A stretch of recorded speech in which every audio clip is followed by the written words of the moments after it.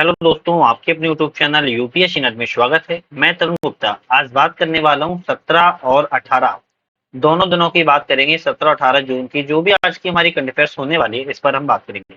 17 तारीख को हमारी करंट अफेयर्स आई नहीं थी क्योंकि ईद की छुट्टी थी, इसलिए आज ही हम दोनों दिनों की करंट अफेयर्स को कवर करने वाले हैं। आज को हम जिस टॉपिक पर करंट अफेयर्स को कवर करने वाले हैं, अगर उस टॉपिक की बात करें तो यूनेस्को का प्रिक्स वर्सेल्स पुरस्कार 2024 दिया गया है। और इसकी शुरुआत क्यों की गई है और इसका क्यों दिया जा रहा है, साथ में यूनेस्को के बारे में थोड़ा सा हम देख लेंगे। नेक्स्ट हमारी करंट अफेयर्स होगी काबली पुरस्कार। ये काबली पुरस्कार क्यों दिया गया है और किसको दिया गया है, इसको भी देख लेंगे। क्षीर भवानी मंदिर, ये भारत में किस राज्य से इसका संबंध है, इसको देखना इंपॉर्टेंट हो जाता है क्योंकि ये बहुत ज्यादा चर्चा का विषय बना हुआ है। साथ में ग्रह 9 क्या है। अब ये आपको पता है कि ग्रह कितने हैं इस ब्रह्मांड में जो हमारे काम के हैं, वैसे तो बहुत सारे हैं, लेकिन ग्रह 9 क्या है जो संकल्पना सामने आई है, इसको देखेंगे। और हमारी अंतिम जो करंट अफेयर्स होने वाली है फसाई, FSSAI के द्वारा 100% फलों के रसों पर झूठे जो दावे किए जाते हैं उस पर कार्रवाई के लिए रोक लगा दी गई है। तो अभी जो मामला फसाई ने सामने लाया है, इसके बारे में देखेंगे। तो जल्दी से बात करने से पहले आप लोग चैनल पे नए हो, सब्सक्राइब नहीं किया है तो चैनल को सब्सक्राइब कर लीजिए। वीडियो पसंद आया लाइक कीजिएगा, शेयर कीजिएगा अपने फ्रेंड सर्कल में, मुझे मोटिवेशन मिलेगा। साथ में हमारा ऐप आ चुका है, एंड्रॉइड ऐप है, जिसकी डिस्क्रिप्शन में लिंक है, नाम नट लर्निंग है। इससे आप लोग वीडियो टेस्ट सीरीज लगा सकते हो जो कि आपके एग्जाम के पर्पज से वेरी इंपॉर्टेंट है। तो आज हम सबसे पहले आज की जो हमारी खबर है, यूनेस्को का प्रिक्स वर्सेल्स पुरस्कार 2024 दिया गया है। किसको दिया गया है और ये फोटो किस चीज की है, इसको हम समझते हैं क्योंकि इसी को मिला है तो हम समझते हैं पूरा मामला क्या है। सबसे पहले देखेंगे तो चर्चा में क्यों है, तो यूनेस्को ने प्रतिष्ठित प्रिक्स वर्सेल्स पुरस्कार 2024 के लिए 7 संग्रहालयों को चुना है। कितने संग्रहालय को? 7 संग्रहालय को चुना है। किस किस वर्ष के लिए? 2024 के वर्ष के लिए। लेकिन लेकिन ये जो फोटो आपने देखी है क्या था, तो गुजरात के भुज में स्थित स्मृति वन भूकंप स्मारक का संग्रहालय को भी इसमें शामिल किया गया है। तो कहां पर? गुजरात का, याद रखिए किसका? गुजरात का जो भुज जिला है, उस गुजरात के भुज जिले में जो भूकंप आया था, और आपको पता होगा स्मृति वन भूकंप वहां पर स्मारक बनाया गया है क्योंकि आपको पता है कि बहुत भयंकर भूकंप आया था, भारत के लिए एक त्रासदी था एक तरीके से। तो गुजरात के भूकंप का जो भुज में स्थित स्मारक बना हुआ है, यही उसका स्ट्रक्चर है और इसको यूनेस्को के लिए प्रिक्स वर्सेल्स पुरस्कार में शामिल कर लिया गया है, जो कि 7 जगहों को देना है। खैर, हम प्रिक्स वर्सेल्स पुरस्कार के बारे में समझते हैं क्या है। तो यूनेस्को के द्वारा वर्ष 2015 से वार्षिक रूप से इसको घोषित किया जाता है और दिया जाता है। तो कब से दिया जा रहा है? वर्ष 2015 से इसको दिया जा रहा है। प्रिक्स वर्सेल पुरस्कार वैश्विक वास्तुकला और डिजाइन में असाधारण उपलब्धियों के सम्मान के लिए दिया जाता है। किसके लिए? वैश्विक वास्तुकला और डिजाइन के लिए असाधारण उपलब्धि, मतलब कि एक हट की उपलब्धि हासिल की है, उसके सम्मान में इसको दिया जाता है। साथ ही उसमें ऐसा ही नहीं है सिर्फ उपलब्धि हो, बल्कि नवाचार भी होना चाहिए, उसमें रचनात्मकता भी होनी चाहिए, और स्थानीय जो विरासत है उसके प्रतिबिंब को भी, उसकी पारिस्थितिक दक्षता और सामाजिक बातचीत के प्रसार को मान्यता भी देती हो, तभी उसको सम्मान के लायक माना जाएगा। और ये जो फोटो है गुजरात के भूकंप भुज स्मारक की, हर चीज से इसको, स्थानीय वास्तविकता से भी, एक असाधारण उपलब्धि से भी, हर चीज से इसको उस पैरामीटर में इसको नापा गया है और ये हर तरीके से पास भी हो चुकी है। स्मृति वन भूकंप स्मारक संग्रहालय है, उसके बारे में समझते हैं अभी ये क्या है और इसका पूरा देखना चाहिए। तो स्मृति वन भूकंप स्मारक है और संग्रहालय वर्ष 2001 के गुजरात भूकंप के पीड़ितों को समर्पित एक स्मारक पार्क या फिर संग्रहालय गुजरात के भुज में इसको बनाया गया है। कहां पर बनाया गया है? भारत के गुजरात राज्य के भुज में इसको बनाया गया है। कब, क्यों बनाया गया? जो गुजरात का जो भूकंप आया था, उस भूकंप में जो पीड़ित थे, कौन थे? उस भूकंप के जो पीड़ित थे, उन पीड़ितों के लिए समर्पित किया गया है और उसी के उपलक्ष्य में इसको बनाया गया है। भारत के प्रधानमंत्री जी के द्वारा इसका उद्घाटन भी किया गया। इसका उद्घाटन 28 अगस्त 2022 को भारत के प्रधानमंत्री नरेंद्र मोदी जी के द्वारा किया गया था। तो इसमें 7 ब्लॉक हैं। कितने हैं? इसमें 7 ब्लॉक है, ध्यान रखिएगा, इसमें 7 ब्लॉक हैं जो कि 7 अलग अलग थीम पर भी प्रदर्शनियां करते हैं। ध्यान रखिएगा, इसमें 7 ब्लॉक तो है ही हैं, लेकिन ये जो ब्लॉक हैं सातों अलग अलग थीम पर प्रदर्शन करते हैं। यूनेस्को के बारे में समझ लेते हैं, क्योंकि स्मृति वन आप लोग समझ सके हो गुजरात के भुज में स्थित है, और ये भूकंप जो आया था उस पीड़ितों के सम्मान में इसको बनाया गया है, और यूनेस्को की पिक्स वर्सेस पुरस्कार में इसको नामित भी किया गया है, और इस वर्ष 7 पुरस्कारों को दिया जा रहा है। लेकिन अब हम यूनेस्को के बारे में थोड़ा सा परिचय जान लेते हैं। इसका पूरा नाम क्या है? यूनेस्को का संयुक्त राष्ट्र शैक्षिक, वैज्ञानिक और सांस्कृतिक संगठन इसका पूरा नाम है। क्या नाम है? संयुक्त राष्ट्र शैक्षिक, वैज्ञानिक, सांस्कृतिक संगठन इसका पूरा नाम है। इसका संविधान 1945 में लंदन में अपनाया गया था, और 1946 में इसको लागू किया गया था। तो 1945 में इसको अपनाया गया और 1946 में इसको लागू कर दिया गया। संयुक्त राष्ट्र की एक विशेष एजेंसी के रूप में यह कार्यरत है, ध्यान रखिएगा।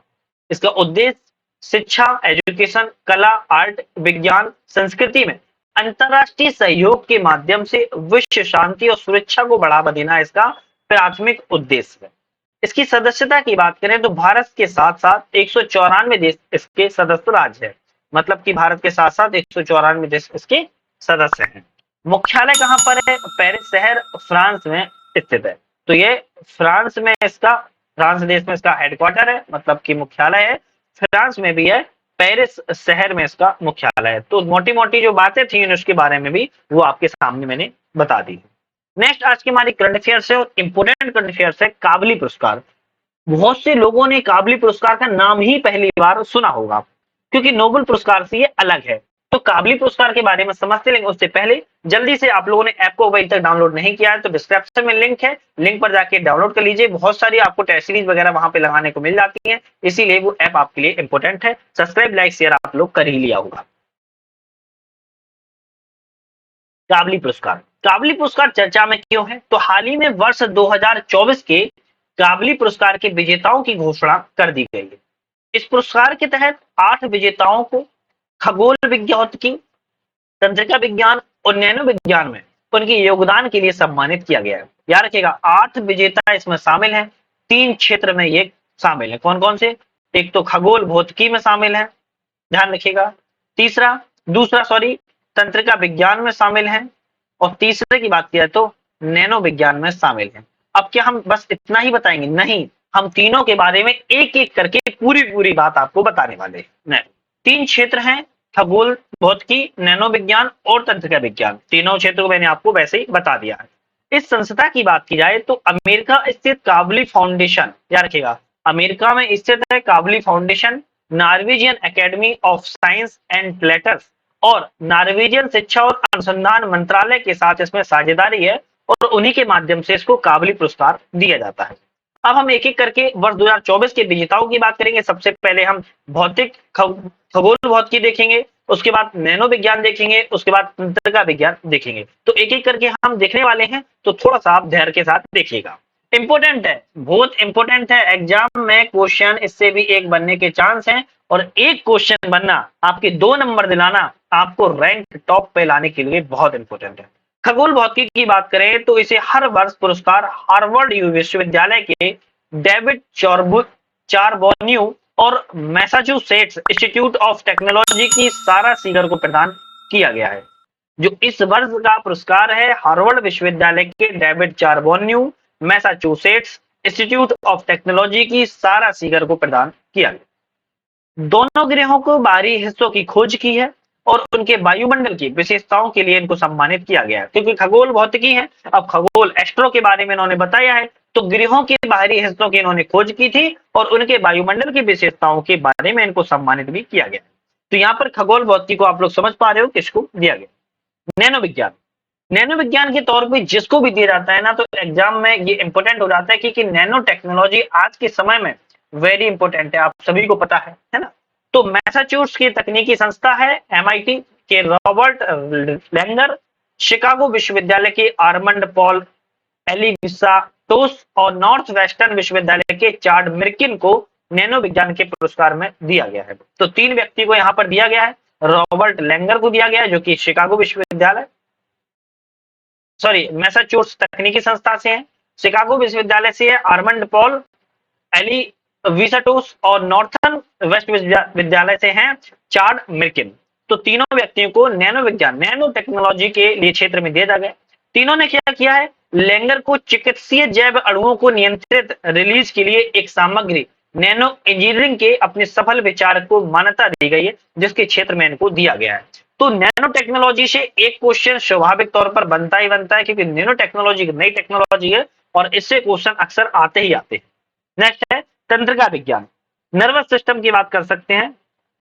और क्या है तंत्रिका विज्ञान, तो तंत्रिका विज्ञान में पुरस्कार एमआईटी की नैन्सी कन्विशर और रॉकफेलर यूनिवर्सिटी के विनेरिक फ्रीवॉल्ड और कैलिफोर्निया विश्वविद्यालय की डोरिस तसायो को दिया गया है। तो ये तीन लोगों को दिया गया है, नैन्सी को दिया गया है, रॉकफेलर को दिया गया है और डोरिस तसायो को दिया गया है।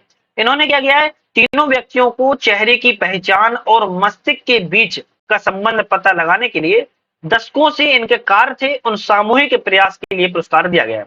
मतलब कि सामूहिक दिया गया है इन तीनों लोगों को, एक दशकों से लगे थे चेहरे की पहचान और मस्तिष्क के बीच का संबंध बताने में। तो इनको तंत्रिका के बारे में पता चला और इसी क्षेत्र में इनको दिया गया। तो काबली पुरस्कार आप लोगों को पता चल गया है, 3 क्षेत्र में दिया गया है। किसके क्षेत्र में, नैनो क्षेत्र में, तंत्रिका क्षेत्र में और भौतिकी के क्षेत्र में, खगोल भौतिकी के क्षेत्र में। तो तीनों क्षेत्रों में ये काबली पुरस्कार दिया जाता है। नेक्स्ट करंट अफेयर्स की बात करते हैं, खीर भवानी मंदिर। अब ये खीर भवानी मंदिर इतना क्यों चर्चा में आ गया है कि ये न्यूज में पढ़ाना पड़ रहा है, एग्जाम के पॉइंट ऑफ व्यू से क्यों इतना इंपोर्टेंट हो गया है, देख लेते हैं।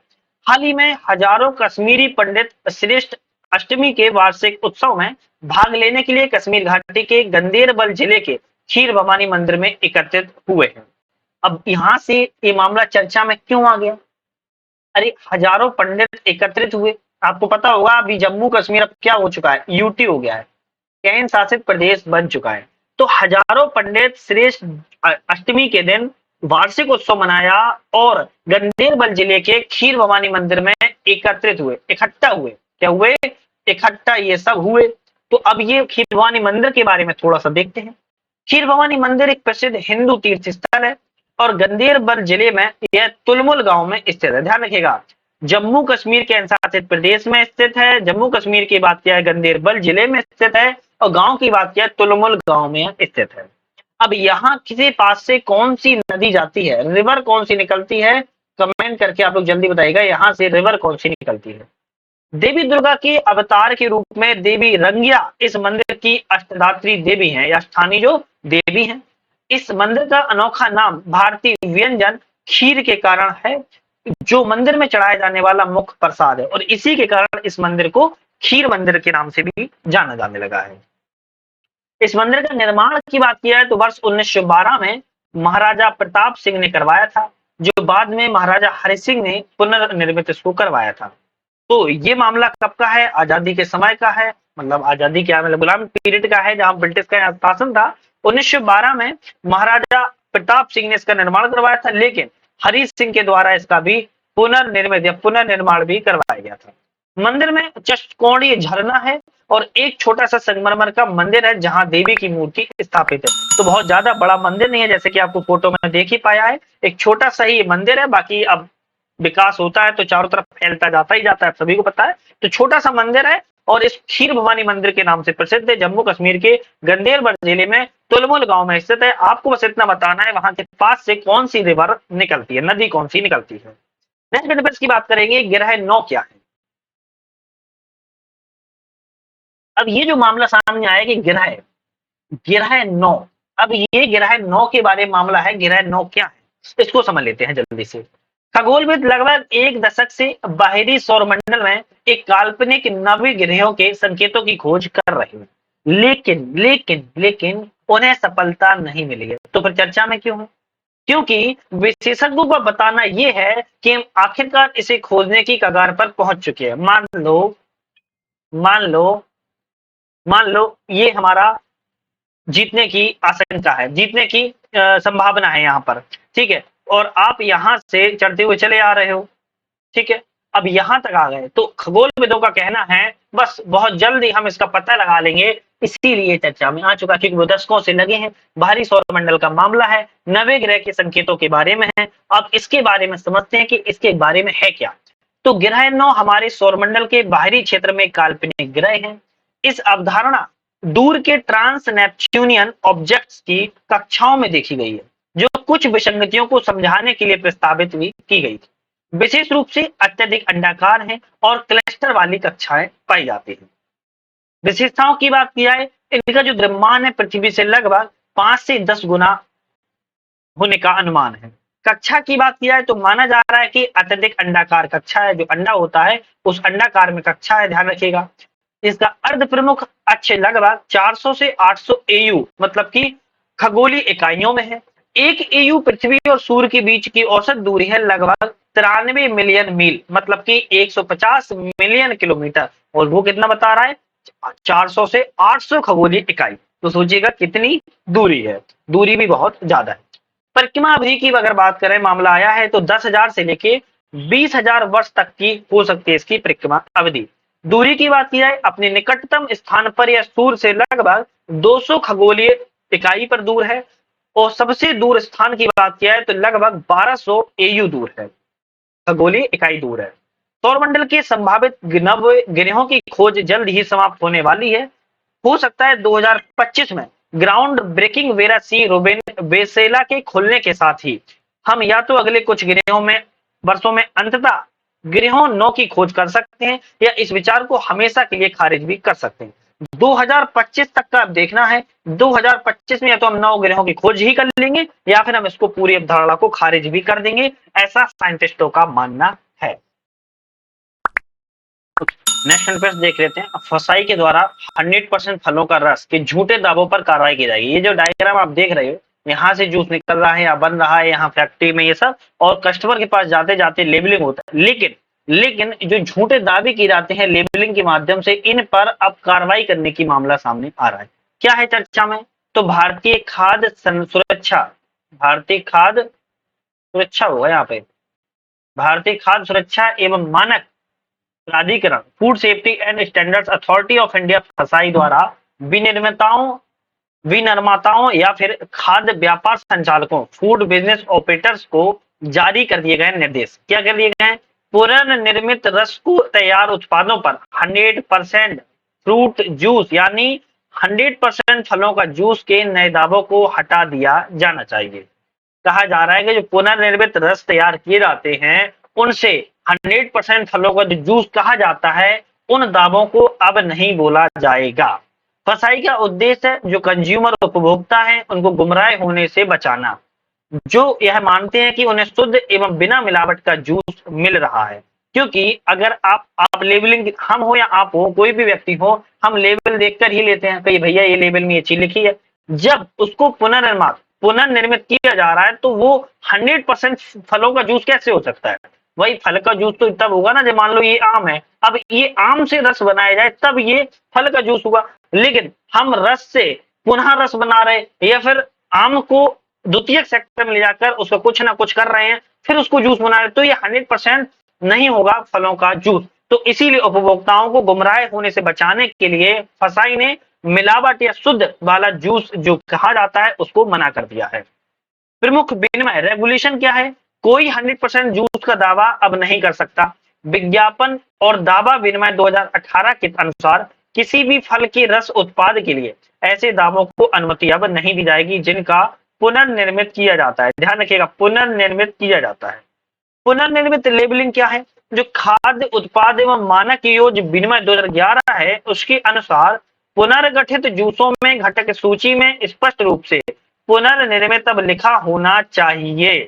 ध्यान रखिएगा, स्पष्ट सूची में पुनर्निर्मित ही लिखा होना चाहिए। अब ऐसा नहीं चलेगा कि आप बना रहे हो मामला पुनर्निर्मित जूस बना रहे हो रस निकाल कर, लेकिन आप कह रहे हो फलों का जूस है, फलों का जूस है, तो ऐसा नहीं किया जाएगा। तो ये लेबलिंग अब हटानी होगी और वहां पर साफ तौर पर लिखना होगा पुनर्निर्मित।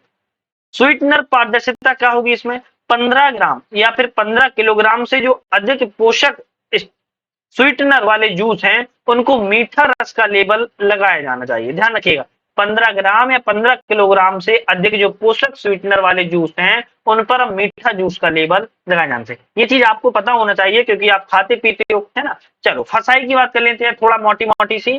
फसाई की स्थापना खाद्य सुरक्षा और मानक अधिनियम 2006 के तहत की गई थी। स्वास्थ्य एवं परिवार कल्याण मंत्रालय के अधीन एक स्वायत्त निकाय है। मिशन की बात किया है तो विश्व स्तरीय खाद्य सुरक्षा मानक स्थापित करना, सुव्यवस्थित विनिर्माण प्रथाओं को बढ़ावा देना और खाद्य जो व्यवसाय उनके नियमों को सुनिश्चित पालन हो सके इसके लिए व्यवस्था करना इसका उद्देश्य है। तो इसके उद्देश्य बहुत इंपॉर्टेंट है। फसाई से जो भी मार्क का होता है वो बहुत ज्यादा इंपॉर्टेंट होता है।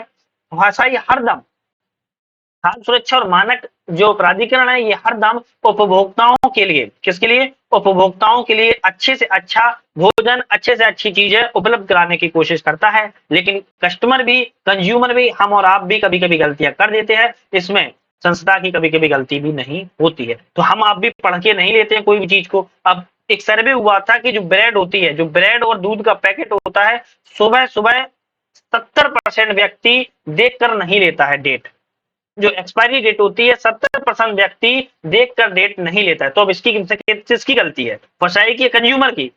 आप बताइए, कमेंट करके बताइएगा किसकी गलती है ना। तो आज यहाँ पर मैंने जो टॉपिक्स पर बात की है मोस्ट इंपोर्टेंट थी, आप लोग पसंद आई होगी। चैनल पे बने का बहुत बहुत धन्यवाद।